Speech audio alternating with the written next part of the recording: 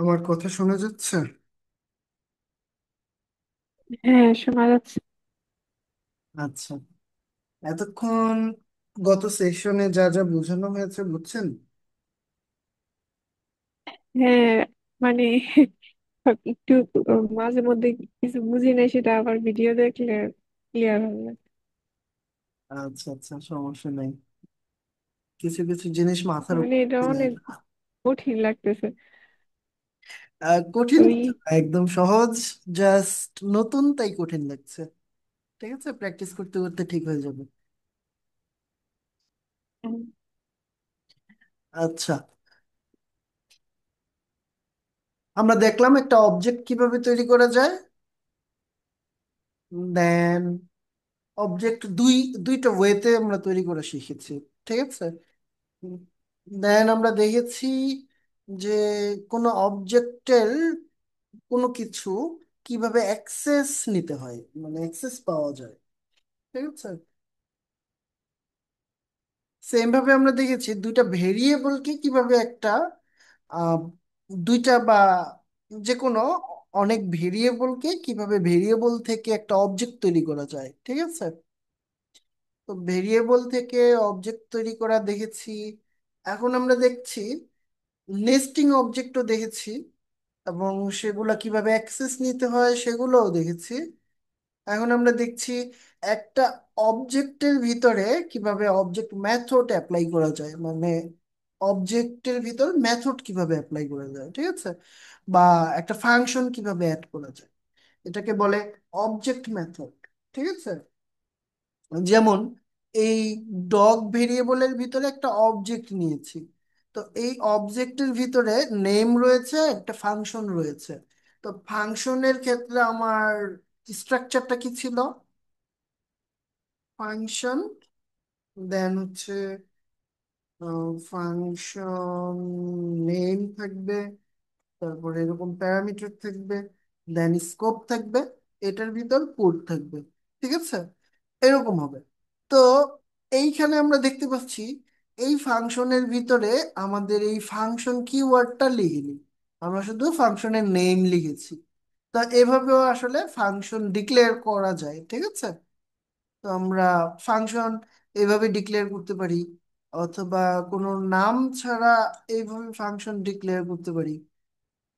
তো এইভাবে যখন আমরা নাম ছাড়া ডিক্লেয়ার করব, অবশ্যই একটা ভেরিয়েবলের মধ্যে ফাংশন ডিক্লেয়ার করতে হবে, যেটা আমরা ফাংশনের মধ্যে দেখেছি। ঠিক আছে।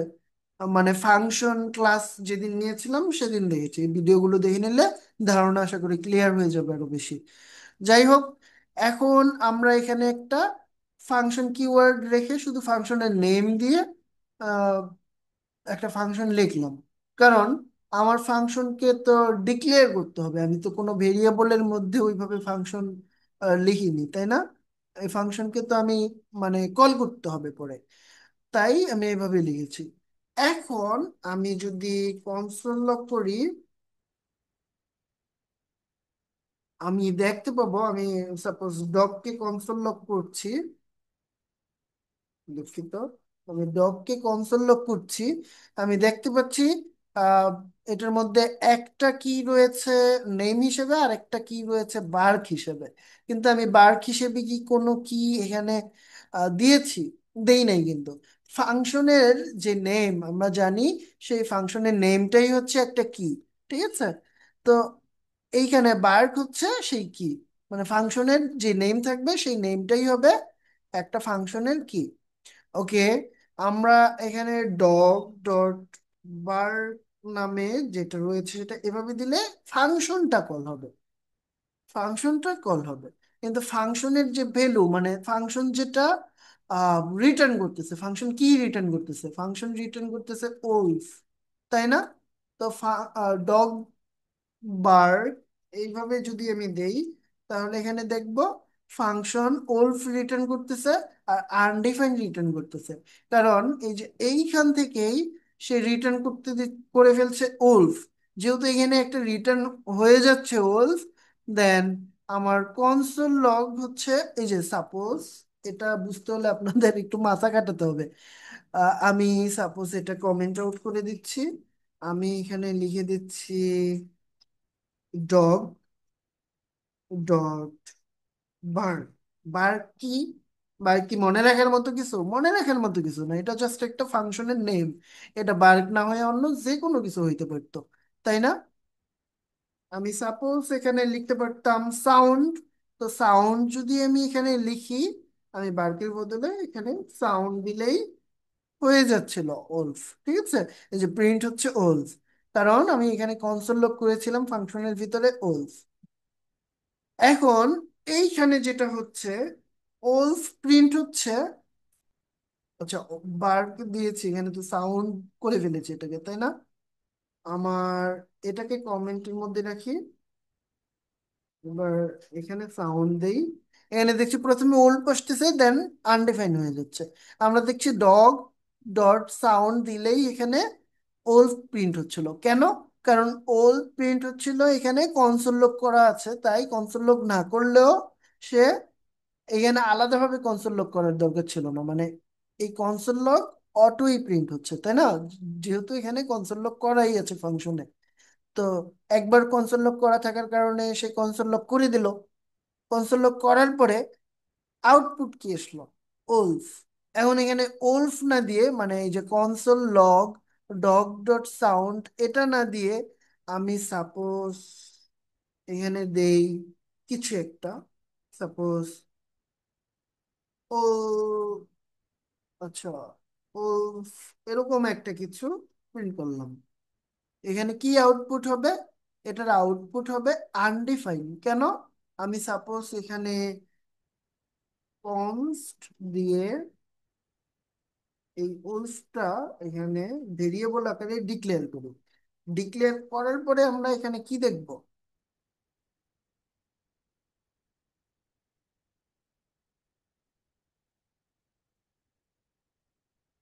আচ্ছা, কনস্ট দিলে আমার কিছু একটা এখানে ভ্যালু থাকতে হয়। আমি এখানে লেট দিলাম। তো আমি কি দেখতে পাচ্ছি? আমি দেখতে পাচ্ছি এটা আনডিফাইন। ঠিক আছে, কেন এটা আনডিফাইন হয়েছে? কারণ এইখানে কোনো ভ্যালু নাই। ভ্যালু না থাকলে সে অটোমেটিক্যালি কি নেয়? আনডিফাইন একটা ভ্যালু নিয়ে নেয়। তো আনডিফাইন ভ্যালুটা নিয়ে নেওয়ার কারণে আমি কনসোল লগ যখনই ওলফ করব, এটার ভ্যালু যেহেতু কোনো সেট নাই, সে আনডিফাইনই প্রিন্ট করবে। আনডিফাইন প্রিন্ট করলো, ঠিক আছে। এখন আমি এখানে ওলফ দেওয়ার কারণে, মানে কোনো ভ্যালু না থাকার কারণে আনডিফাইন আসলো। কিন্তু আমি যখন এই যে এই জিনিসটাকে এখানে দিব, তখন সে কি আউটপুট দিবে? ও কনসোল লক করে আউটপুট দিবে হচ্ছে ওলফ, এই যে এইটাকে, তাই না? তো এই ওলফ ও যেটা করবে কনসোল লগের ভিতরে, ওলফ এটা কোনো কিছু, মানে কোনো একটা মেথড যদি কোনো একটা ভ্যালু রিটার্ন করে, সেই ভ্যালুটা এইখানে একটা ভেরিয়েবল আকারে আসে। ভ্যালুটা এখানে অটোমেটিক্যালি সে ভেরিয়েবল আকারে আসে। এখন ভেরিয়েবল আকারে যদি আসে এবং এই ভেরিয়েবলের যদি কোনো ভ্যালু না থাকে, তাহলে সেই সে কি প্রিন্ট করবে? আনডিফাইন্ড প্রিন্ট করবে না? তাই এই ডগ সাউন্ড একবার ওল্ফ প্রিন্ট করতেছে, কারণ এই যে এটার কারণে, শুধু এতটুকুর কারণে। কারণ সে এই যে কনসোল লক করেছে ওল্ফ, কিন্তু ওল্ফ ও হচ্ছে কনসোল লক করার কারণে আহ, এই ওল্ফ নিজেই এখানে একটা ভেরিয়েবল আকারে এসেছে। আসার কারণে এখানে আনডিফাইন্ড প্রিন্ট হয়েছে, যেহেতু ওল্ফের কোনো কি নাই, ভ্যালু নাই। ঠিক আছে, এই হচ্ছে বিষয়। তো এইখানে কনসোল লগ না করে আমি আরেকটা জিনিস করতে পারতাম, রিটার্ন দেন,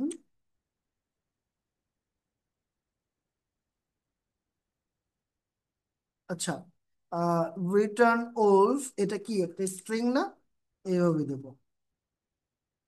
এবার যদি আমি কনসোল লগ ডগ সাউন্ড দেই, আর আনডিফাইন দেখতে পাবো না, কারণ সে কিন্তু কি করেনি, কোনো কনসোল লক করে নাই, সে রিটার্ন করছে ওলফ। তো ওলফ যখন সে রিটার্ন করবে, সে এই কনসোল লগে প্রিন্ট করে দিবে। ঠিক আছে, কনসোল লগে প্রিন্ট হওয়া কোনো ভ্যালুকে সে আহ, যদি এখানে প্রিন্ট হওয়া কোনো ভ্যালু পেতো, তাহলে সেটা প্রিন্ট করতো, আরেকবার আনডিফাইন প্রিন্ট করতো। কিন্তু এবার কিন্তু এখানে কনসোল লক করা নাই, সে ডিরেক্ট একটা রিটার্ন হওয়া ভ্যালু পেয়েছে, সে ভ্যালুটাকে প্রিন্ট করে দিবে। ঠিক আছে, আমরা এবার দেখতে পাবো এই যে ওলফ। বুঝতে পারলাম?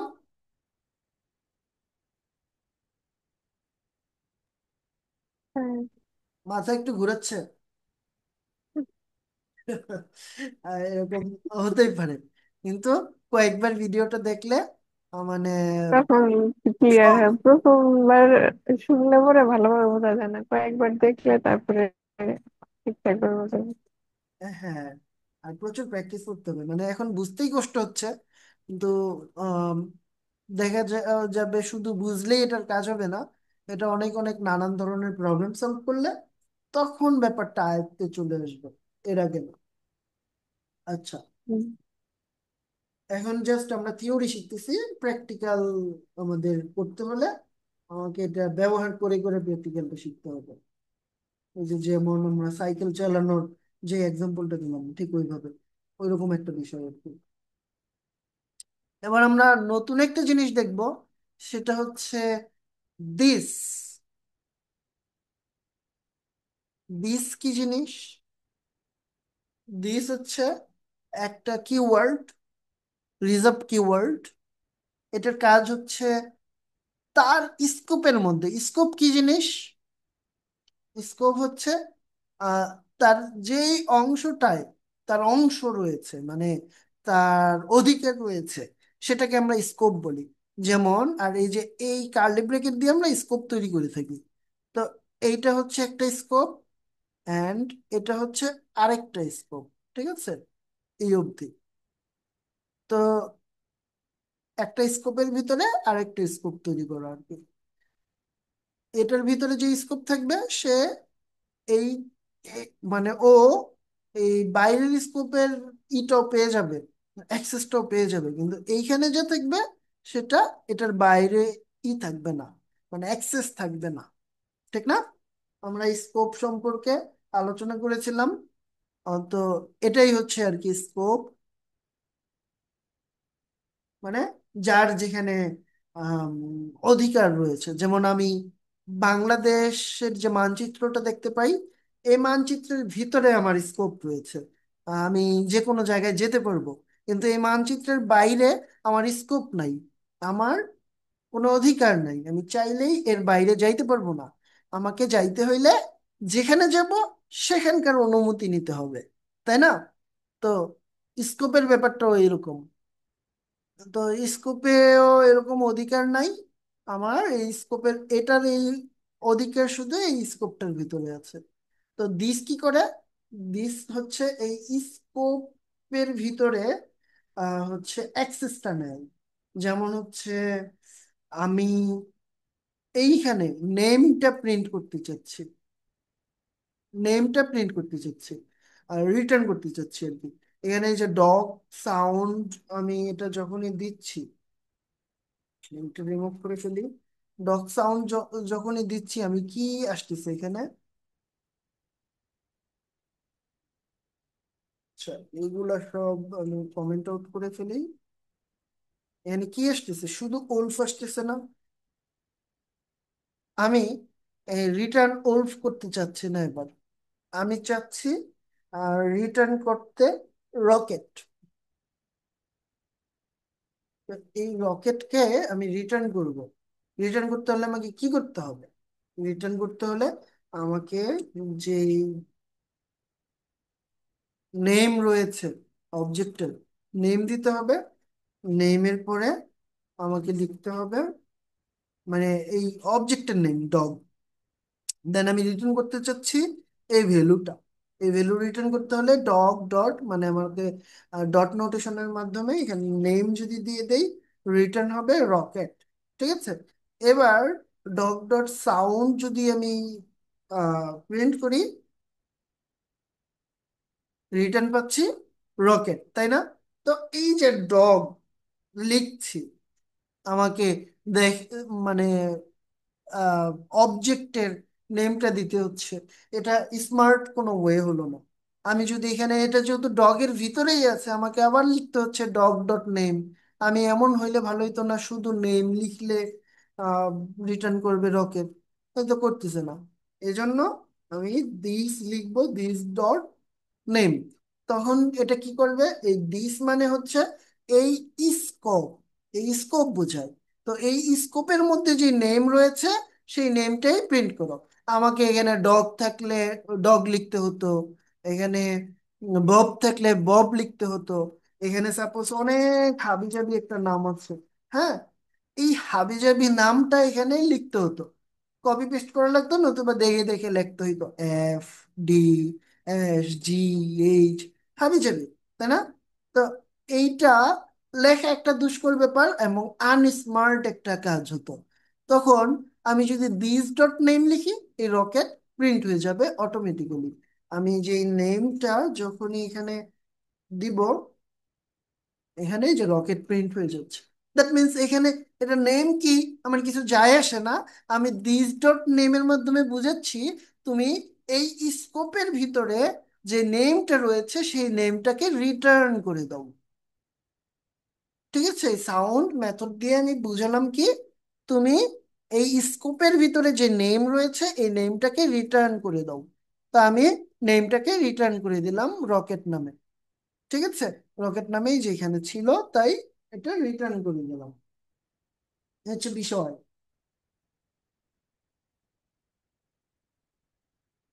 আচ্ছা, এবার আমরা একটা স্ট্রিং প্রকাশের মাধ্যম দেখব।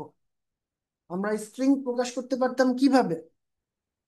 স্ট্রিং প্রকাশ করতে পারতাম, সাপোজ লেট স্ট্রিং ডট, এখানে সিঙ্গেল কোটেশনের মাধ্যমে অথবা এরকম ডাবল কোটেশনের মাধ্যমে। তো আমরা এই দুইটার একটাও এখন মানে প্রকাশ করব না, আরো মেথডের মাধ্যমেও করতে পারি, সেটা আর না বলি। আমরা স্ট্রিং এর মধ্যে বিস্তর আলোচনা করেছিলাম, তা আমরা এখন টেমপ্লেটের মাধ্যমে দেখব। ঠিক আছে, এটা বলে স্ট্রিং এর টেমপ্লেট, এই ধরনের চিহ্নকে, এই চিহ্নটাকে আমরা বলি ব্যাকটিক। কি বলি? ব্যাকটিক। বাকি হ্যাঁ। শাকিল ভাই লেট কেন? আচ্ছা,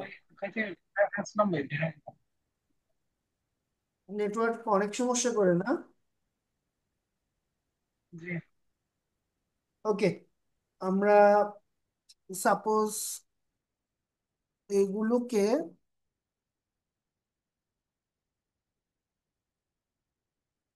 এগুলোকে সাপোজ আমি কমেন্ট আউট করে দিচ্ছি। আমি এখানে একটা অবজেক্ট নিচ্ছি, অবজেক্টের একটা স্কোপ তৈরি করতেছি। আচ্ছা, তো এটার নেম দিচ্ছি, ওকে, তো নেম দিচ্ছি সাপোজ সুজন। ঠিক আছে, কমা দিচ্ছি। আমি একটা ফাংশন তৈরি করব, মেথড তৈরি করব, মানে একটা ফাংশন তৈরি করে এখানে স্কোপ দিলাম, স্কোপে লিখলাম console dot log, console log করলাম এখানে সাপোজ। আচ্ছা, কনসোল লগ না করে আমি রিটার্নই করি, তাই না? বাইরে কনসোল লগ করব, এই যে রিটার্ন করলাম, ব্যাকটিক দিলাম। ব্যাকটিক দিয়ে আমি বুঝালাম এটা একটি স্ট্রিং। ঠিক আছে, তো স্ট্রিং টেমপ্লেট আর কি। তো এখানে দিলাম হাই, আই এম, এখন আমার নেম দিতে চাচ্ছি, আমাকে ডলার সাইন ইউজ করতে হবে, তারপরে একটা কার্লি ব্রেকেট ইউজ করতে হবে। ঠিক আছে, আমরা কার্লি ব্রেকেট ইউজ করার সাথে সাথে দেখতে পাচ্ছি ডলার সাইনের কালার চেঞ্জ হয়ে যাচ্ছে। দ্যাট মিনস এই ডলার সাইনটা কিন্তু প্রিন্ট হবে না। ওকে, এখন আমি এখানে দিস ডট নেম মানে এই কি বলে স্কোপের মধ্যে যে নেম আছে সেই নেমটাকে এখানে প্রিন্ট করলাম। ঠিক আছে, এখন আমি যদি লিখি কনসোল ডট লগ, দেন হচ্ছে OBJ, OBJ dot great, get মেথডের মধ্যে আমি জাস্ট প্রিন্ট করে দিলাম হাই, আই এম সুজন। ঠিক আছে, এখানে প্রিন্ট হলো। এখানে যে নেমটাই থাকবে সেই নেমটাই অটো কিন্তু এখানে প্রিন্ট হয়ে যাবে। ঠিক আছে। আমি যখন আহ, আজকে যদি সময় থাকে ডম দেখাবো। ডম দেখালে তখন এই ধরনের ব্যাপারগুলা আমরা প্র্যাকটিস করব ডমের মাধ্যমে। ঠিক আছে। আহ, এটা খুব মজার একটা বিষয়। সুন্দর যেই নেম থাকতেছে সেই নেমটা এখানে কি প্রিন্ট হয়ে যাচ্ছে। তো কি সুন্দরভাবে প্রিন্ট হয়ে গেল, হাই আই এম সুজন, কিন্তু এখানে কিন্তু নেম ছিল না, তাই না? তো এইভাবে আমরা দিস ব্যবহার করব। দিস এর অ্যাক্সেস থাকে হচ্ছে স্কোপ, তার নিজের স্কোপের মধ্যে, এটা সবসময় আমরা মনে রাখবো।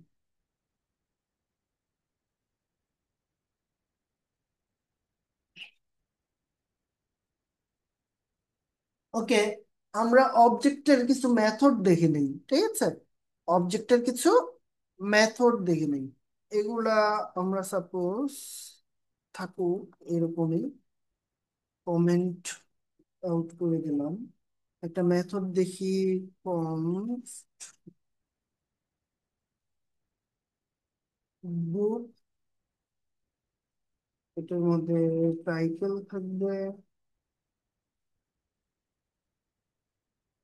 জাভাস্ক্রিপ্ট গাইড নামে, সাপোজ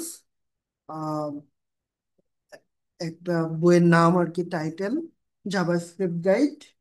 দেন এটার অথর থাকবে,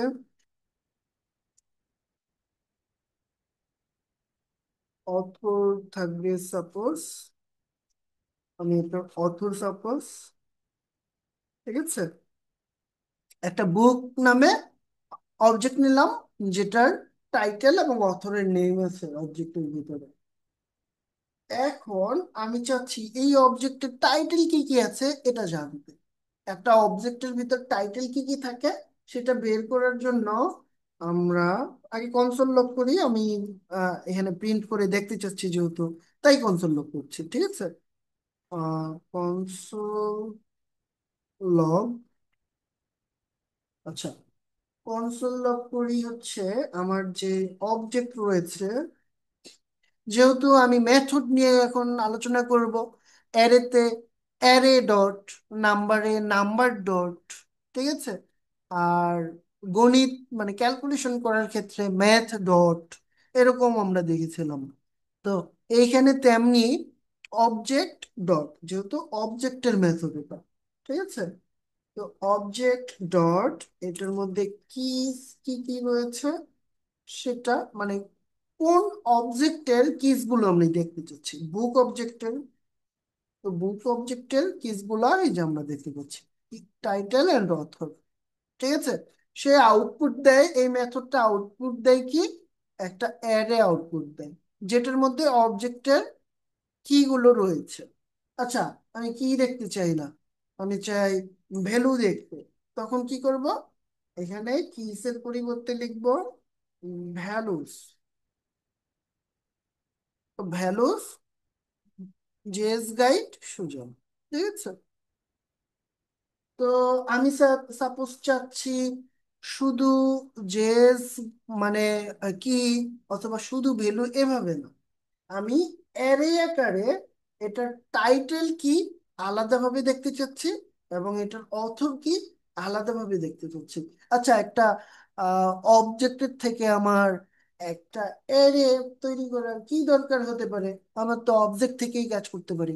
না, আমি যখন ফর লুপ বা যে কোনো লুপ ইউজ করতে চাইবো, লুপ ইউজ করে আমি এটা থেকে কিছু একটা বের করতে চাইবো, তখন আমি তো অবজেক্টকে কি করতে পারবো না, ট্রাভার্স করতে পারবো না। ঠিক আছে, মানে অবজেক্টের কোনো জিরো ইন্ডেক্স নাই, ওয়ান ইন্ডেক্স নাই, যেটা থেকে আমি একটা জিনিস বের করে ফেলতে পারবো। ঠিক আছে, একটা ভ্যালুর অ্যাক্সেস পেয়ে যাব। এটার জন্য আমার এক্স্যাক্টলি কিটাই দিতে হয়। তো এই জন্য এটাকে আমার প্রয়োজন হইতে পারে অ্যারেতে প্রবেশ করা। তখন আমরা এই অ্যারেতে প্রকাশ করব। আমরা কি এর অ্যারে জানি, ভ্যালুর অ্যারে জানি কিভাবে প্রকাশ করতে হয়। এবার আমরা চাচ্ছি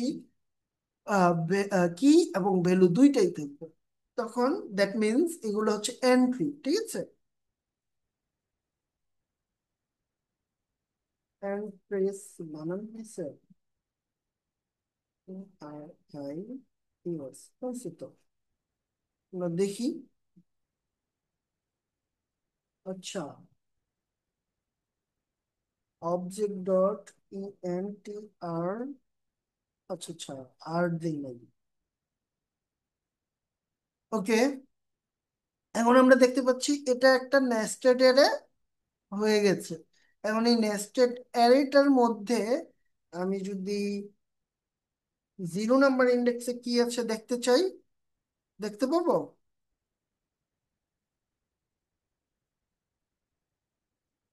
এখানে তো ডট থাকবে না, দুঃখিত। ওকে, আমরা 0 নাম্বার ইন্ডেক্সে দেখতে পাচ্ছি টাইটেল জেএস গাইড, মানে এই বুকের টাইটেল হচ্ছে জেএস গাইড, এটা। আর 1 নাম্বার ইন্ডেক্সে কি আছে দেখতে যদি চাই, অথর সুজন, ঠিক আছে। সো আমরা দেখতে পাচ্ছি এটা একটা অ্যারে রিটার্ন করেছে, এই যে নেস্টেড অ্যারে একটা, এটা হচ্ছে মূল অ্যারে। এই অ্যারের ভিতরে আবার দুইটা অ্যারে, এই যে একটা অ্যারে, এই যে একটা অ্যারে, ঠিক আছে, দুইটা অ্যারে রয়েছে। যাই হোক, আমরা এভাবে কি ভ্যালু এবং এন্ট্রি গুলো এখান থেকে এভাবে নিতে পারি মেথডের মাধ্যমে। এখন সাপোজ আমার এই এইখানে হচ্ছে একটা for loop, for in loop, ঠিক আছে। আমরা ফর লুপ দেখেছি, ফর ওয়াইল ডু ওয়াইল দেখেছি, দেন হচ্ছে আর কি কি দেখেছি, ওয়াইল লুপ দেখেছি। ফর ইন লুপ নামে একটা লুপ রয়েছে, ঠিক আছে, যেটা অবজেক্টের জন্যই মূলত পারফেক্ট একটা লুপ, সেটাই আমরা দেখবো এখন। যেহেতু ফর লুপ এটা, আমি প্রথমে ফর লিখলাম, then let I is equal to I না দিয়ে, এটা যেহেতু আমি অবজেক্টের ভ্যালুগুলো জানতে চাচ্ছি, এখানে লিখবো কি, লেট কি ইন বুক, মানে এই বুকের যে কি গুলো রয়েছে সেই কি গুলো এটার মধ্যে থাকবে, ঠিক আছে। দেন আমি যদি কনসোল লগ করি, কনসোল লগ করি, দেন হচ্ছে এই যে টেমপ্লেট স্ট্রিংটা দেই, এইখানে যদি আমি একটা $সাইন দিয়ে এটা করি, আমি এখানে ভেরিয়েবল দিতে পারবো যে কোনো। এখন একটা ভেরিয়েবল আমি দিলাম, সাপোজ কি, এই কি মানে কি, এই কি মানে হচ্ছে যে টাইটেল অথর, মূলত কি কে প্রকাশ করে। তো এইখানে আমি এটা দিয়ে, এখানে আবার আমি $সাইন দিয়ে এটার ভ্যালুটা দিই, ঠিক আছে। এখানে ভ্যালুটা কি হবে, ভ্যালুটা হবে,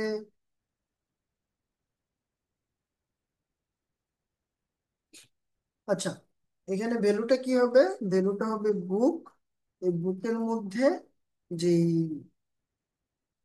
কিটা রয়েছে সেই কি, ঠিক আছে। এটা হচ্ছে আমার মানে ডট নোটেশন, এবং হচ্ছে আহ, কি বলে, কি নোটেশন এটাকে বলেছিলাম, ব্র্যাকেট নোটেশন, তাই না? তো এই ব্র্যাকেট নোটেশনের মাধ্যমে এইভাবে আমি করতে পারি, অথবা ডট নোটেশনের মাধ্যমে আমি ঠিক এইভাবে প্রকাশগুলো করতে পারি। এখন আমি যদি এভাবে প্রকাশ করি, আমি দেখতে পাবো টাইটেল এইটা, অথর হচ্ছে এটা, কি সুন্দরভাবে প্রকাশ হলো, তাই না? এটা কিন্তু প্রকাশ করেছি মূলত আমরা এই সিস্টেমে এই টেমপ্লেট দেওয়ার মাধ্যমে, কিন্তু এখানে মূলত আমি এই যে কি এর মাধ্যমে কি প্রকাশ করেছি, এই কি গুলোকে প্রকাশ করেছি। আর এটা তো আমরা অ্যারে নোটেশনের মাধ্যমে ইজিলি করতে পারি, এই যে এটার ভিতরে কি গুলা দিয়ে দিলেই পারি। আচ্ছা, এইভাবে সাপোজ আমি করতে চাচ্ছি না, আমি চাচ্ছি ডট কি এভাবে দিতে, তাহলে এখানে কি প্রকাশ হচ্ছে, হচ্ছে না। কেন হচ্ছে না? কারণ এই কি ডিরেক্ট এভাবে দিলে ও, ওর মধ্যে তো আসলে নির্দিষ্ট করে বলা নাই যে তুমি টাইটেল তুমি অথর, তাই না? এখানে যদি আমি টাইটেল দেই, তাহলে টাইটেল প্রকাশ পাবে, কিন্তু আমি এখানে তো কি এর মধ্যে অ্যাসাইন করা নাই টাইটেল গুলা, তাই না? টাইটেল গুলা যেহেতু অ্যাসাইন করা নাই, আমাকে এই ক্ষেত্রে অবশ্যই ব্র্যাকেট নোটেশন দিতে হবে। মানে আমার মনে হতে পারে যে অ্যারে নোটেশন আর ডট নোটেশন তো একই জিনিস, তাহলে এভাবে করি। না, একই জিনিস না। ডট নোটেশনে আমার ডিরেক্টলি এই যে এই ভ্যালুগুলা আমাকে দিতে হবে, মানে কিগুলা দিতে হবে। কিন্তু অ্যারে নোটেশনে আমি যে কোনো একটা ভেরিয়েবলের মধ্যে, এই ভেরিয়েবলটা সাপোজ ধরি কি, এই যে যেহেতু কি একটা ভেরিয়েবল, তাই না? এই যে লেট কি মানে কি, কি একটা ভেরিয়েবল হলো না? তো এই ভেরিয়েবলটা আমি এখানে পাস করতে পারি। এই ভেরিয়েবলটা যদি আমি পাস করি, এই ভেরিয়েবলটার যে ভ্যালু, এই যে টাইটেল হচ্ছে এই ভেরিয়েবলের ভ্যালু, ঠিক আছে? তো টাইটেল হচ্ছে এখানে প্রকাশ পাবে বুক, দেন হচ্ছে অ্যারে নোটেশনের ভিতরে টাইটেল থাকলে আমার রিটার্ন হবে জেএস বাংলা, মানে যে ভ্যালুটা রয়েছে সেই ভ্যালুটা রিটার্ন হয়ে গেল, এই যে জেএস বাংলা রিটার্ন হয়ে গেল। ঠিক আছে, জেএস বাংলা এবার রিটার্ন হলো। পরের বার দেখা গেছে এটার কি হচ্ছে অথর, এই অথরটা রিটার্ন হয়ে গেল। মানে প্রথমে এটাকে রিটার্ন করলো, তারপরে সে এটাকে রিটার্ন করলো। এখানে যদি অনেকগুলা থাকতো, অনেকগুলাকেই সে এইভাবে রিটার্ন করতে পারতো। ঠিক আছে, আশা করি ধারণা ক্লিয়ার হয়ে গেছে। আর বারবার দেখার পরে যদি প্র্যাকটিস করেন, তাহলে ধারণা আরো স্বচ্ছ হবে। তো দিস কিওয়ার্ড এর ব্যবহার দেখলাম, অবজেক্টের মেথড দেখলাম, দেন লুপ দেখলাম। ঠিক আছে, এবার আমরা ফর ইচ মেথডটা দেখেছিলাম না, ফর ইচ লুপটা। তো এই ফর ইচ এর মাধ্যমে আর কি আমরা কিভাবে অবজেক্টের এন্ট্রিজ গুলা পাবলিক, মানে এভাবে প্রিন্ট করতে পারি, সেটা একটু দেখি। আমি সাপোজ এগুলাকে কমেন্ট আউট করে দিচ্ছি। তো আমি লিখলাম অবজেক্ট ডট এন্ট্রিজ। ঠিক আছে, অবজেক্ট ডট এন্ট্রিজ এইভাবে আমি প্রকাশ করেছিলাম না, এই যে এখানে কই, এই যে অবজেক্ট ডট এন্ট্রিজ। দেন আমি এখানে অবজেক্টের নেমটা যদি এখানে দিয়ে দিই, অবজেক্টের নেমটা কি, অবজেক্টের নেমটা বুক। এখানে কি ও প্রিন্ট করবে কিছু? কিছু প্রিন্ট করছে না। কেন প্রিন্ট করছে না? কারণ এখানে তো আমি কোনো কোথাও কনসোল লগ বলে দেইনি। আমি এটা যদি কনসোল লগের ভিতরে বলে দিতাম, আমাকে সে একটা নেস্টেড অ্যারে দিত। কিন্তু আমি সাপোজ নেস্টেড অ্যারে চাচ্ছি না, ভ্যালুগুলো প্রিন্ট করতে চাচ্ছি, কিন্তু সবগুলো ভ্যালুই প্রিন্ট করতে চাচ্ছি তার কি এর সাথে কি। এই যে যেমন হচ্ছে এই যে এইখানে আমি করেছি, এইখানে যে কাজটা করেছি আমি সেম কাজটা করতে চাচ্ছি। ঠিক আছে, তো আমাকে এজন্য কি করতে হবে, এখানে যে অবজেক্ট রয়েছে অবজেক্টের নেম লিখতে হবে। লেখার পরে আমি ফর ইচ দিলাম। যেহেতু এইখানে একটা লুপ চালিয়েছি, আমার এইখানেও একটা লুপ চালাইতে হবে, তাই না? আর এই লুপটার নাম হচ্ছে ফর ইচ। ফর ইচ এর কাজ কি? ফর ইচ এর কাজ হচ্ছে কোনো একটা কিছু থেকে প্রত্যেকটা জিনিস সে ট্রাভার্স করবে। ট্রাভার্স করা মানে ভিজিট করা। যেমন ওকেও সে ভিজিট করবে, ওকেও সে ভিজিট করবে। এখন ওকে যখন ভিজিট করলো ওকে প্রিন্ট করবে, ওকে যখন ভিজিট করলো ওকে প্রিন্ট করবে। আমার লজিকটা হচ্ছে এরকম। ঠিক আছে, ও যখন যাকে প্রিন্ট করবে তাকেই কি করে ফেলবে, প্রিন্ট, মানে প্রিন্ট করে ফেলবে। যাকে ভিজিট করবে তাকেই প্রিন্ট করবে, এরকম একটা বিষয়। তো ফর ইচ লুপের মধ্যে আমরা জানি একটা ফাংশন লিখতে হয়। তো আমরা অ্যারে ফাংশন লিখি। অ্যারে ফাংশন কিভাবে লিখতে হয়?